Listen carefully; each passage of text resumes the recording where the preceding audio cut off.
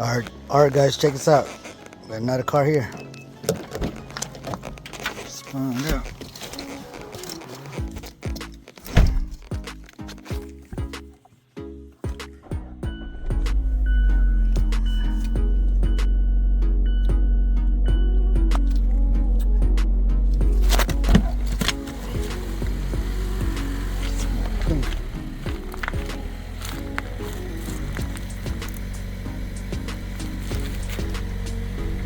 Yeah, it's burning coolant. Oh no.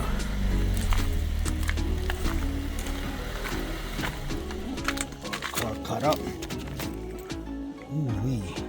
Definitely gotta be a blown head gasket or something.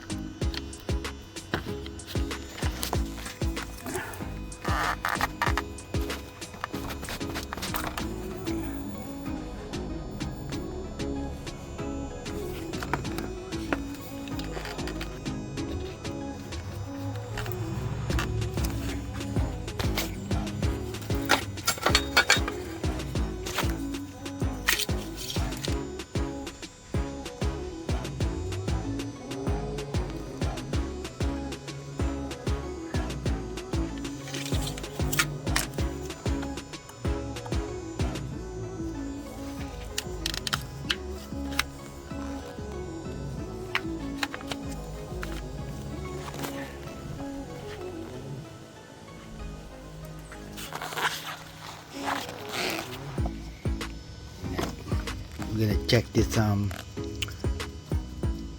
EGR cooler, see if it's damaged or what. And the EGR, I gotta take this out if there's any coolant showing in here. And also I gotta I was hoping I could open this up so I could see inside the intake manifold how bad it is, if there's any coolant. And then we're gonna do some engine compression. All four of them. Alright guys, we're getting ready to pull this engine right here. So pretty much cylinder 3 is getting coolant in it. So the cylinder is getting coolant somehow. I believe this engine, it always get the cylinder head always cracked because the turbo manifold is built into the cylinder head. What's that Mazda's biggest weakness when it comes building a cylinder head somehow. And also the turbo, the heat, you know, the heat gets so hot and can destroy many things. So I'm getting ready to pull this engine. We're gonna swap the engine. There's no point rebuilding the engine because it's gonna cause more trouble and headaches. So I got another new motor I just ordered. So pretty much we're getting ready to rip this engine apart, put a new engine on it, and then hopefully everything go nice and easy as usual. But we do have this engine right here, guys. Check this out. So this engine I ordered it last week, so hopefully. So it's pretty expensive engine now. I couldn't find anything that's new, so I got this one for 15K. So it's expensive, man. Expensive car, expensive engine, just because it's a Mazda and it's a GT. This is the GT model, so it's all-wheel drive, so it's worth it to put some money to it, you know, and fix it up. So it shouldn't be that hard. It's only 4-cylinder. So we're gonna do the engine swap here. It's my little project, you know what I mean? Just gotta fix it for my wife. My wife gotta fix her car, so I gotta fix it. So I just don't understand why I couldn't get to this cylinder head. I got the camera. I got this one tiny camera. I was about to put some camera in it and see what's going on. If it's cracked or just the head gasket needs to be replaced. But it's always good to have another donor engine. So this engine right here, I'm gonna take apart and I'm gonna rebuild it. So I'm gonna probably sell it on the side, or maybe just skip it until. Always happy with it. Always good to have extra engine laying around in case something go down. So this is gonna be a long video. So I'm gonna try to do this on my day off. So you know how we do it. Never end. Life goes on. So we're gonna get it fixed. Yep, that's what's up, guys. That's morning day. Ooh.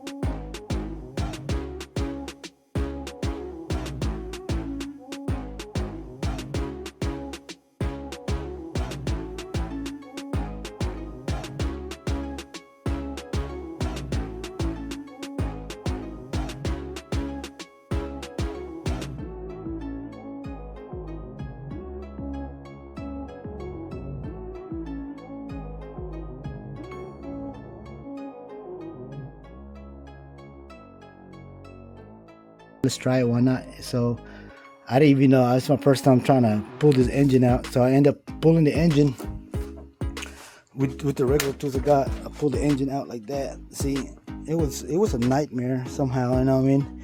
So I got it going. I end up taking everything apart, like I have to take out the intake manifold out because there's a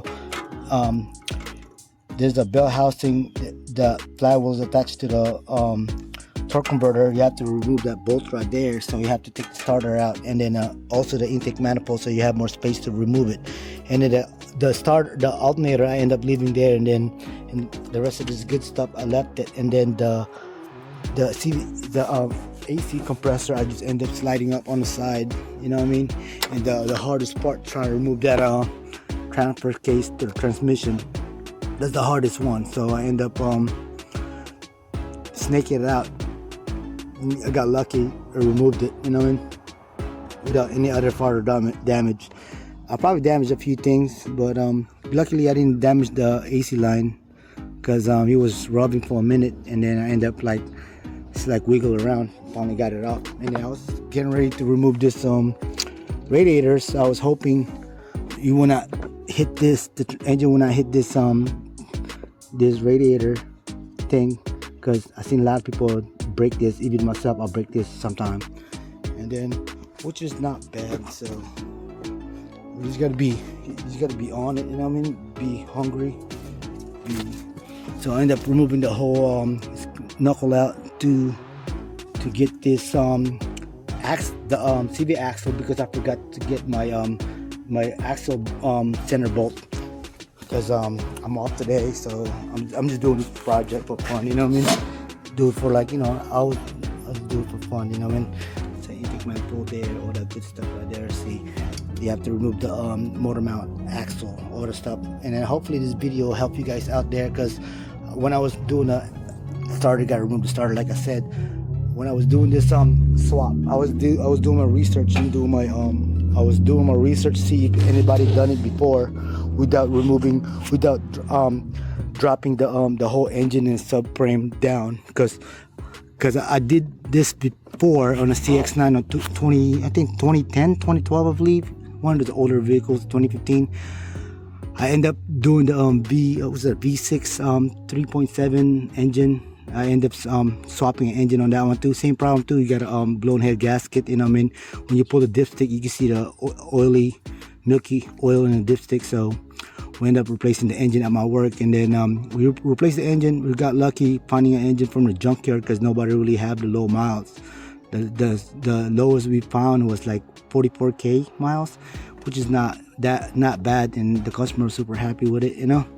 So lately I've been trying to mess with the Mazda. So this one, I think this is my third swap, 12 swap, and I think the third swap, and also I did a 2.3 swap, and then also did the 3.7, and this is my 2.5 engine swap. So so far I think Mazda is easy to work on. I don't want to say it's not hard to work on, because I did some timing chain and oil pump chain, all that good stuff on a Mazda 2.3.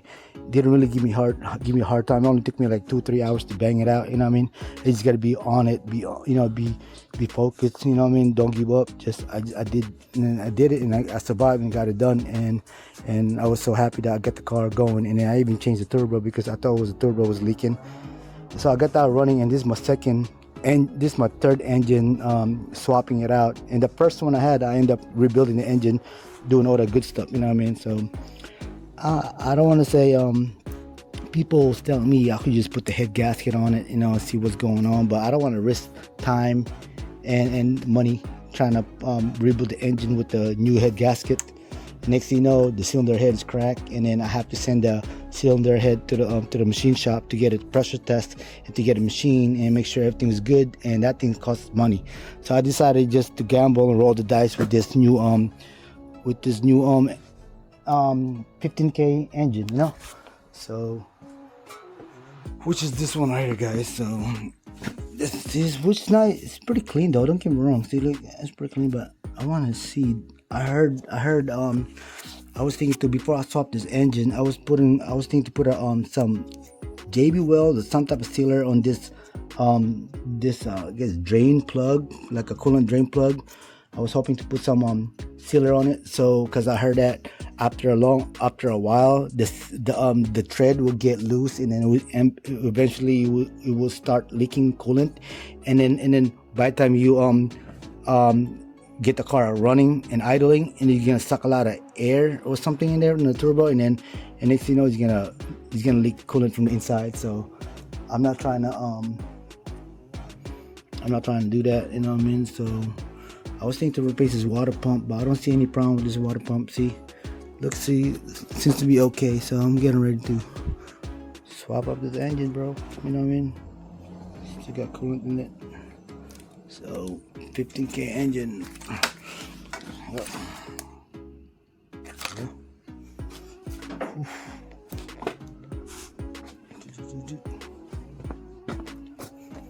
Yeah, dude, check this out right here. Boop. That's what it is, man. I'm getting ready to put it back now. So let's find out, guys. So I end up taking that exhaust manifold.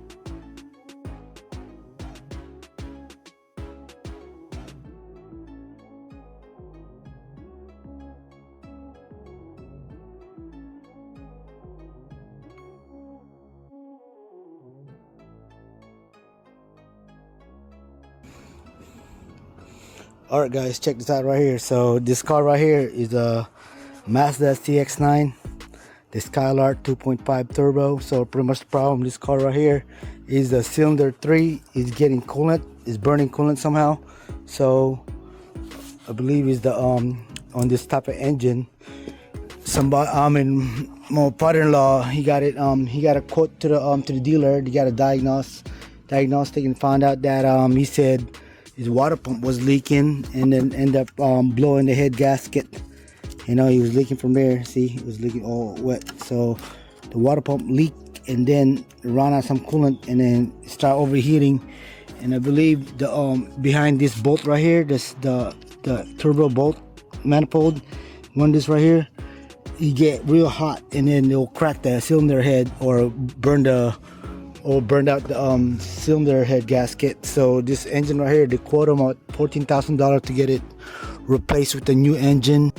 All right, guys, it's me again. So I got the engine here in my garage. So my garage is not the biggest, but I wish I had a bigger garage, you know what I mean? But work on the car, you gotta be patient in life, you know what I mean? Don't just rush it. Don't go crazy with it, because next thing you will forget you messed up and it's gonna screw it up. Like this one right here, that's what I was telling you guys.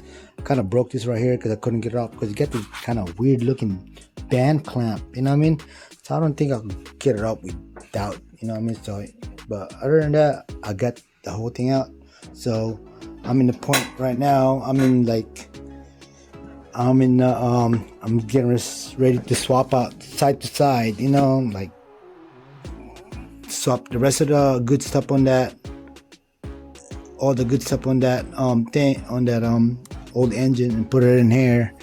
And then I don't know if I have to get a new gasket or so. I think I'm gonna have to bump this up right here, because I don't think it's really good to just put a gasket on it, or you know what I mean, with this corrosion. I'm gonna have to buff that out, sand it down, and I'm gonna have to buy me a some exhaust gasket, intake manifold gasket, all the good stuff, you know what I mean?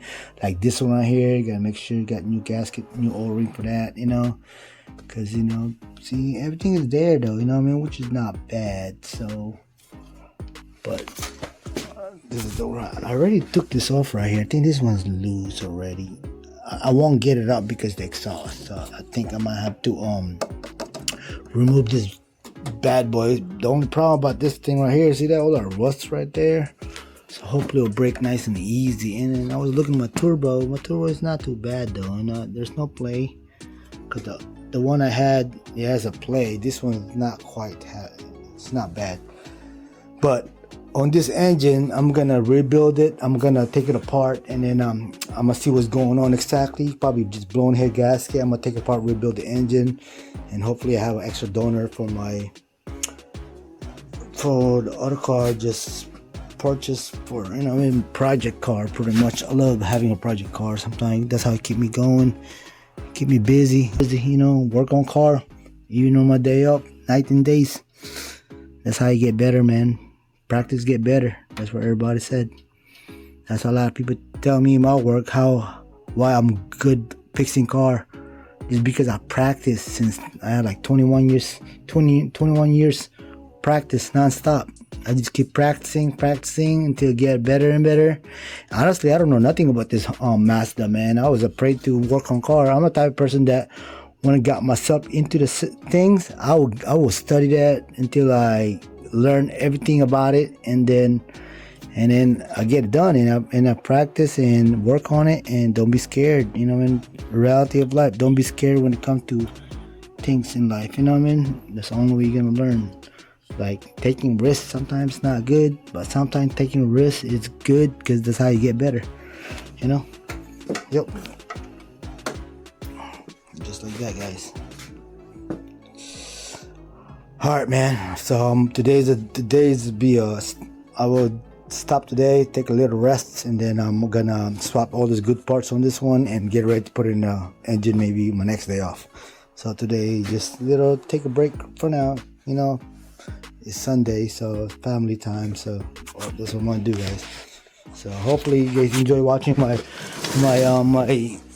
video and my YouTube channel. You know what I mean? Just because I don't know, because even myself, every time I'm trying to figure something out and I can't figure out and I don't know the answer, I'll go to Google, YouTube, and then trying to find the answer there. Because if nobody's giving out the answer or information or any type of visual or anything, because there's two people in life, man.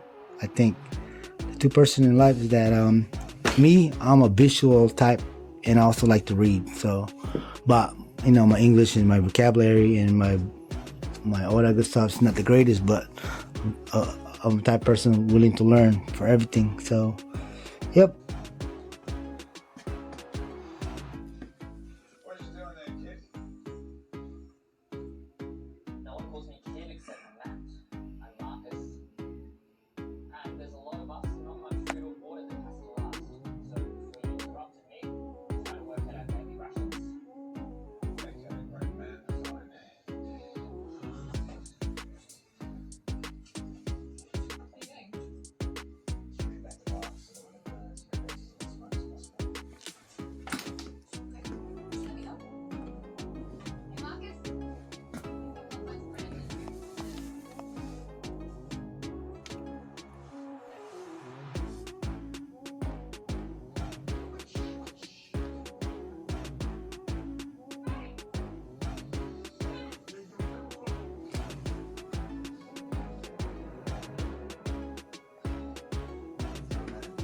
Alright guys, check this out right here. See right there.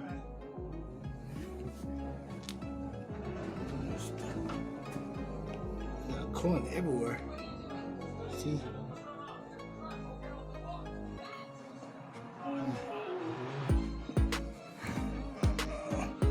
Yeah man, that thing's got coolant everywhere. Coolant.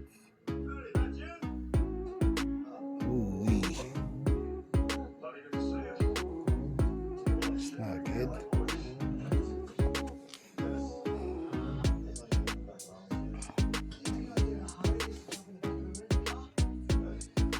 Alright guys, we got it in there. Yep, you got it in there, man. So end up if you could drop the engine down with the if you could leave the downpipe catalytic converter on the engine, you could just try to snake it in and drop the engine in, and you could do that. I've seen people done it, but I wanted to have a better, I want to have more space when dropping the engine in, because I want to make sure my transmission and my engine is aligned right. And pretty much that's why reason why I took up the catalytic converter downpipe, so I have more space and room when I'm trying to slide in and trying to connect the transmission and the engine. But it's on you guys if you just want to install it and try to snake it in one way. But I did it by myself, that's why I couldn't do it. You know, I couldn't do it just trying to move the engine around, slide the catalytic converter downpipe down to the underneath the car. So I ended up removing it, and then when I removed it, kind of gave me a hard time put it back in there because it got no space. The only way to get the catalytic converter out of this, you got to get it from the top, not from the bottom. You probably can't do it from the bottom, but I end up doing it from the top. But I end up moving the engines. I end up sliding the engine a little bit to the right, so I could slide the downpipe. Yep, that's what I ended up doing, guys. That's my update here. So it's almost there. This is day 2, so I barely put some time on it.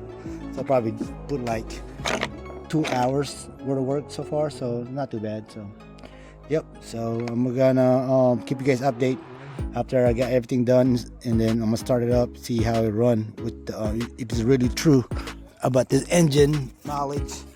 You know what I mean? I don't know if it's really true, but we'll find out. You know, hopefully it runs good. Yep, so this is day 2, guys. Check it out. Alright guys, this is the final. I get the engine swap, everything is done. So this is how it run, man. I got it started, run like a champ.